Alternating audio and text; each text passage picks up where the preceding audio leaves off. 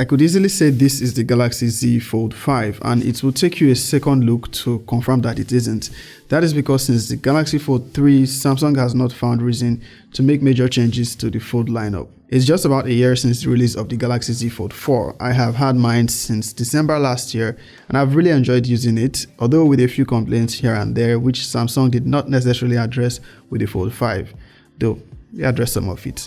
So, is the Galaxy Fold 4 worth buying, even with the release of the Fold 5? Should you even consider an upgrade if you already own one?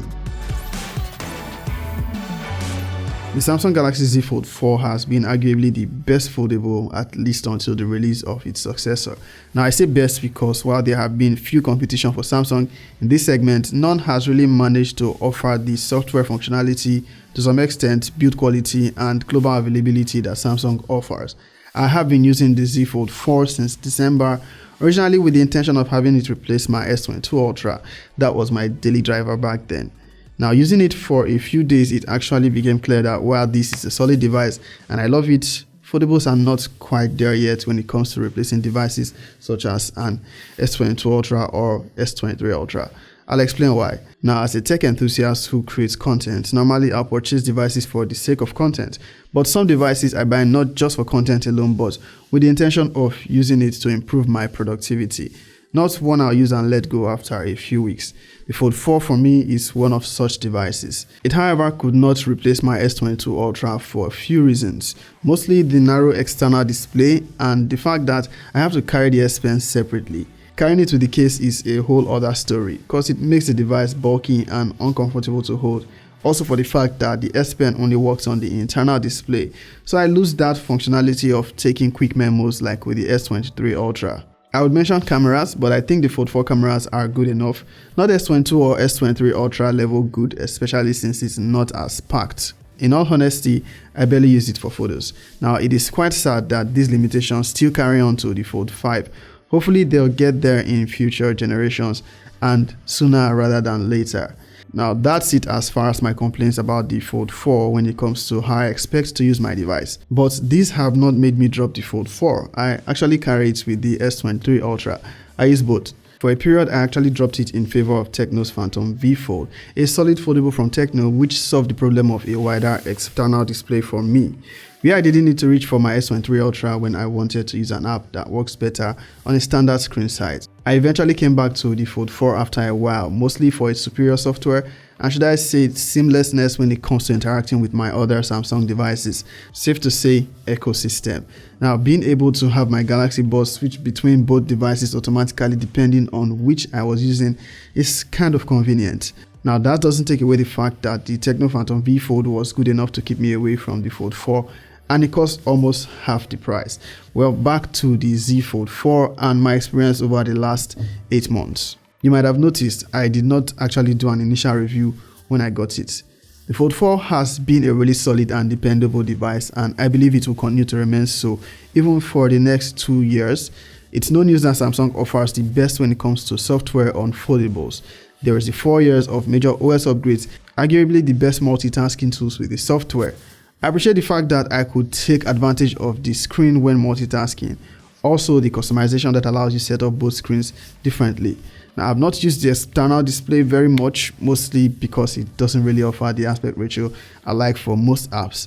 It's just narrow and tall, not unusable, just that sometimes it's best to reach for any other device when I'm running a single app that works better on standard screens. There is of course always the talk of the crease. Honestly, it doesn't bother me. We might get creaseless eventually, but it's not really a deal breaker. I think it has been improved slightly with the Fold 5. I like that the hinge is sturdy and the device opens flat and feels really nice on the hands. That is if you are using it without the case. Speaking of the hinge, yes, I didn't really like the fact that it doesn't close flat. Good thing they have fixed that with the Fold 5. Although the crease is still much visible, but for me it really isn't an issue that affects my experience as a user. The Fold 4 is powered by the Snapdragon 8 Plus Gen 1, that is the processor just before the 8 Gen 2. While the Gen 2 is a better processor and optimized for Galaxy, the 8 Plus Gen 1 is still very capable and only behind the 8 Gen 2.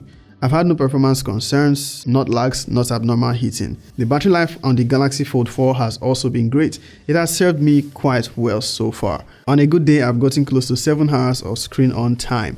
I've never needed to worry about the battery life. Now, as for where this differs from the newly released Fold 5, it is mostly the same except for the better hinge, which closes that gap and will be better for durability, so it won't pick up dust with that gap, and the reposition flashlight. However, the camera configuration remains the same. Of course, there is a new Snapdragon 8 Gen 2 for Galaxy, which should be much better optimized. The internal display is also said to be brighter. Personally, that is not enough reason for me to pick up the Fold 5 as an upgrade. If Samsung trading deals for this region were good enough, I would have considered it, but sadly it's not as good in Nigeria. Actually, non-existent, I'd say. Now, functionality or feature-wise, the Z Fold 4 is no different from the Fold 5, even down to design for the most part. At least that's what I think. Now, depending on how you choose to look at it, that's probably a good thing. Now, good in the sense that as a Fold 4 user, I know I'm not missing out on anything by not upgrading. Also, if you are looking to use a Samsung Fold but don't want to spend the money for a Fold 5, you can hold on for the price drop of the Fold 4 or even find a good deal for it and still not miss out on any new features. Same battery, same size on the displays, although the Fold 5 is 10 grams lighter. Same camera configuration, same IPX8 rating. So if you are asking me if the Fold 4 is worth it even now, I'd say 100% yes. Of course, if you have a budget for the Fold 5, it is the one to go for since it's the more recent, no matter how small the improvements.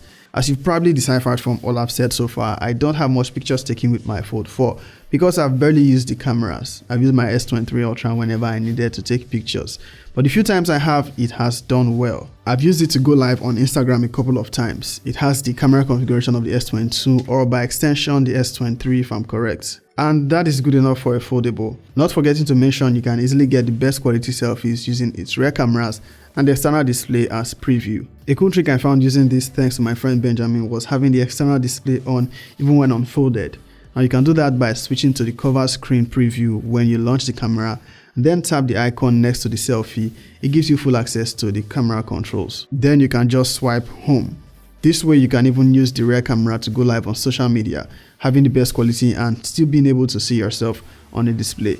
Neat trick. Now, with all said about the Galaxy Z Fold 4, a perfect foldable phone for me would be the Fold 5, obviously because the gap has been closed, with a wider external display, say that of the Phantom V Fold, and say the cameras of the S23 Ultra, and hopefully an inbuilt S Pen. I think Samsung already has it in view. I just hope we get to see it on the Fold 6. What they've done with the S Pen and the case for the Z Fold 5 is not bad though. I still believe foldables have a good future. Of course, it still won't be for everyone. If you own a Fold 4, how has your experience been? Leave a comment below.